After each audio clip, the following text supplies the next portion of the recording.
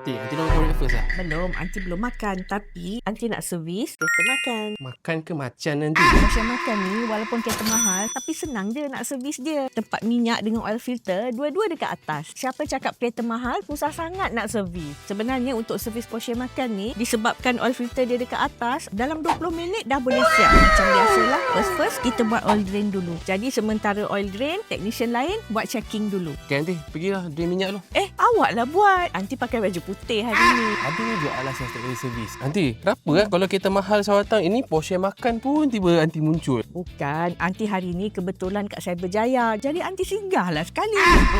Macam-macam ni bentuk dia ni. Wow. Berbuih-buih hitam. Ini yang lama dah macam kena mandi kunyit. So, kita nak tukar yang baru. Mai sini Aunty buat. Kenapa lah?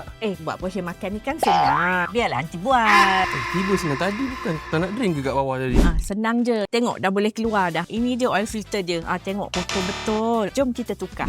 Ni awak buat lah. Kenapa yang ni pula saya buat? Bukan. Ni sebab baju Aunty ni. Baju Aunty. Dia ni kan dah lah datang last minute. Lepas tu pakai baju putih. Lepas tu dia buat separuh-separuh. Right, so kita nak kena buka o-ring dulu. Tapi masalahnya kan, kenapa Aunty nak datang kalau dia tak functionkan diri dia? Kalau function nak makan.